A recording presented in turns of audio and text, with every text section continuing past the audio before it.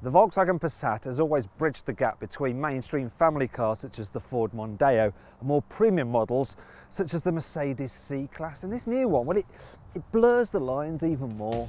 That's because Volkswagen has given its new Passat a more upmarket feel, which creates a notable gap in quality between it and its more traditional rivals and threatens that of more expensive models.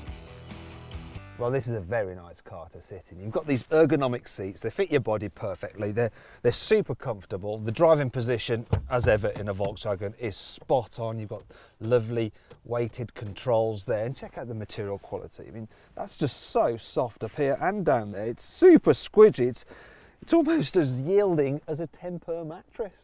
There's lots of tech too. All cars get a colour touchscreen with digital radio and Bluetooth. SE adds front and rear parking sensors and auto headlamps plus windscreen wipers, while this business edition gets satellite navigation.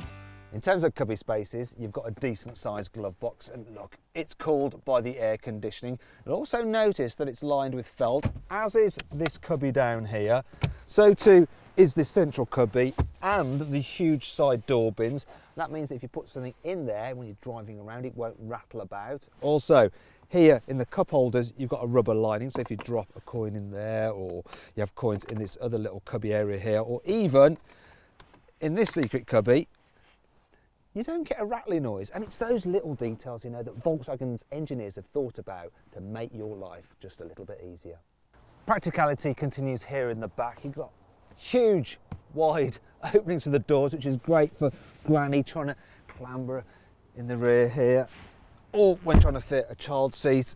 And once you're in position, well, there's absolutely loads of knee room, as you can see. Now in the Ford Mondeo, its sloping roofline means that if I sit up straight, my head does touch the roof, but here in the Passat, yeah, I've got probably about that much space, and for reference, I'm 179 centimetres tall.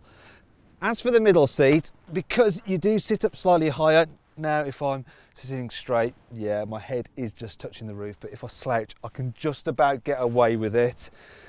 And you'll notice there is this big hump, but because it's very thin, there is enough room for everyone's feet here in the footwells, because they are nice and large. If there's no one sat in the middle seat, you can use the armrest. There's a couple of cup holders there, even a small one for your can of Red Bull energy drink. And if you want to go skiing, you do have a ski hatch as standard on all models, which is useful.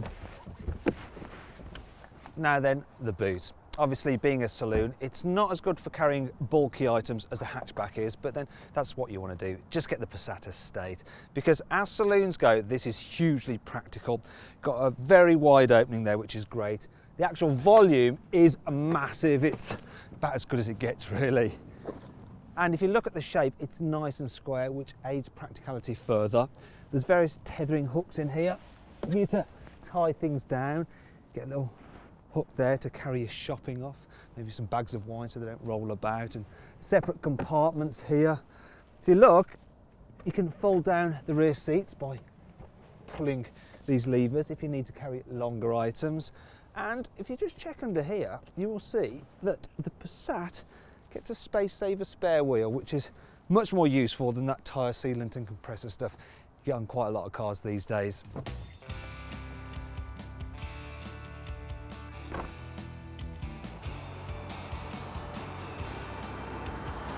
The Passat comes with a host of safety equipment. Of course, you get electronic stability program, which prevents the car skidding out of control. You can get it with an electronic differential, which improves cornering and grip, and all but the entry-level model gets adaptive cruise control with emergency city braking. And if all else fails, there's 9 airbags in here. The Passat Saloon is only available with diesel engines, and the pick of the range is the 2-litre TDI with 150 horsepower. Volkswagen says it will average 68.9 miles per gallon.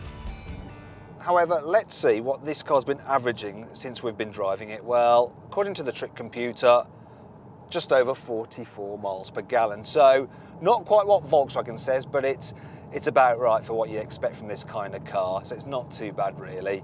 And in terms of the actual driving experience, Well, I have to say this Passat is so very comfortable. Whether you're cruising down the motorway or driving around town over potholes, the suspension is just wonderful. And it's even better if you go for the optional adaptive dampers. Then the car has what the Germans call the Waftiness. It just wafts along. And it's quiet too, you know, even at speed, hardly any tar roar or wind noise, although you do get a bit more tar roar if you go for the larger alloy wheels, but it's not troublesome at all. And then there's the handling. Well, it might be a big car, but this Passat is surprisingly agile. The steering is super sharp. It's really quick actually to react, and it just goes around corners completely. It's unflappable actually. You can't bother at this car at all. It's really surprising. It's very, very capable. For most people, the Passat will do all that they need it to. But for those who want to be more connected to the road, the more fun-feeling Mazda 6 may be a better bet. And for those after something a little bit more flamboyant looking, the Ford Mondeo is well worth a look, especially as it's cheaper to buy. But while the Passat may cost more, it does actually feel like a more expensive car. You can check out the prices on our website by clicking the link above my head. But you should still check out our reviews of the Ford Mondeo by clicking here, and the Mazda 6 by clicking here. If you click up there, you can watch our very latest video review, and if you click up there on our logo, you can subscribe to our YouTube channel. And if you watch on mobile, don't worry, you can still do the same things by following the links below the video.